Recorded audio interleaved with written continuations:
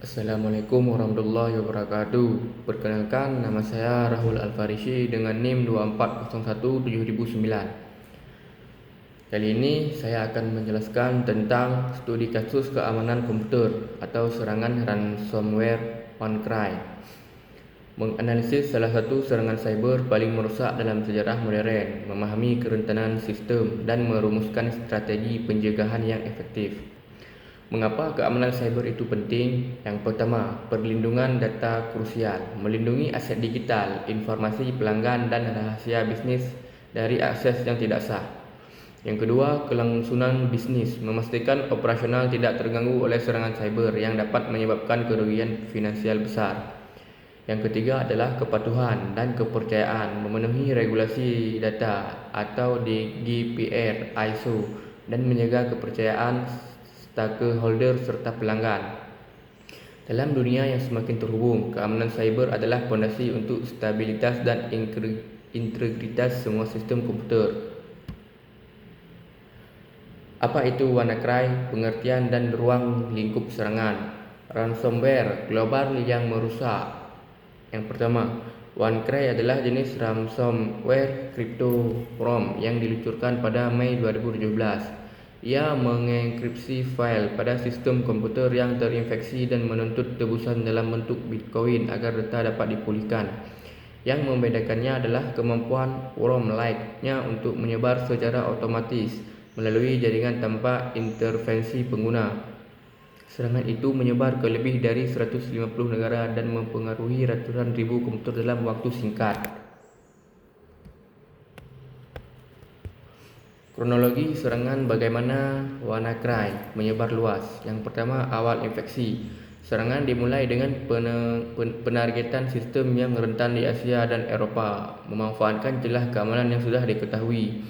Yang kedua adalah penyebaran cepat. Setelah menginfeksi satu komputer, ia memindai dan menyerang sistem lain dalam jaringan yang sama dan jaringan eksternal.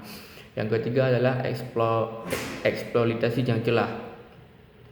WannaCry mengeksploitasi kerentanan dalam protokol SMBv1 Windows, dikenal sebagai Internal Blue. Dampak global. Virus ini menyebar dengan cepat, melintasi batas geografis, mempengaruhi institusi besar seperti rumah sakit dan perusahaan telekomunikasi. Kerentanan SMBv1 dan kurangnya pembaruan sistem. Yang pertama, eksploitasi Eternal Blue. Perangkat lunak ini memanfaatkan kelemahan dalam protokol server message block versi 1 yang merupakan protokol jaringan tua pada sistem Windows. Kerentanan ini ditemukan dan dienkripsi oleh NSA, Badan Keamanan Nasional (AS), kemudian bocor ke publik. Yang kedua, kegagalan patching. Microsoft telah merilis patch keamanan pada Maret 2017. Namun banyak organisasi terutama yang menggunakan sistem warisan legacy system seperti Windows XP Server 2003 gagal menerapkan pembaruan ini sebelum serangan pada bulan Mei. Kerugian finansial dan gangguan operasional global. Negara terdampak. Serangan ini mencapai skala global, menyerang target lebih dari 150 negara. Estimasi kerugian. Total kerugian ekonomi global diperkirakan mencapai miliaran dolar AS, meliputi pemulihan dan hilangnya pendapatan. Komputer terinfeksi. Setidaknya 3.000 mesin komputer terinfeksi, termasuk dalam sektor kesihatan otomotif. Sektor kesihatan di Inggris, NHS, mengalami gangguan parah, menyebabkan pembatalan operasi dan rekam medis yang tidak dapat diakses. Itu menunjukkan dampak nyatanya serangan cyber terhadap layanan vital.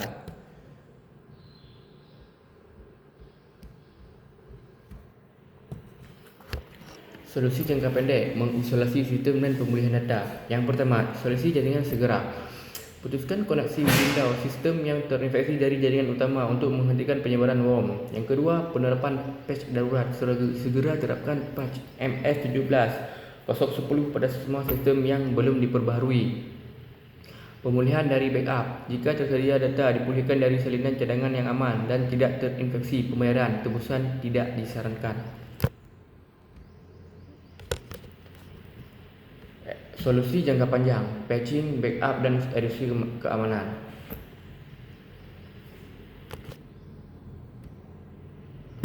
Pembelajaran penting dari insiden WannaCry. Yang pertama, urgensi pembaruan atau patching. Patching harus menjadi prioritas utama kerentanan yang diketahui adalah titik paling umum untuk serangan. Yang kedua, strategi backup 3-2-1. 3. Salinan data 2 media penyimpanan berbeda, satu di lokasi luar jaringan. Offsite air gap adalah kunci pemulihan dari ransomware. Yang ketiga, pentingnya segmentasi jaringan. Segmentasi dapat membatasi pergerakan Butterfly malware, mencegah serangan menyebar dengan cepat ke seluruh infrastruktur.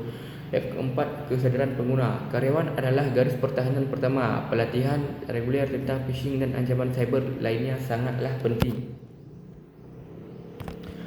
Kesimpulan yang dapat saya ambil untuk mencegah serangan di masa depan, tindakan proaktif adalah kunci. Insiden WannaCry mengajarkan bahawa keamanan cyber bukan hanya tugas tim IT, tetapi tanggungjawab semua kolektif. Menghapus protokol usang seperti SMBF1, menerapkan patch secara otomatis dan berinvestasi dalam solusi keamanan titik akhir yang kuat adalah keharusan.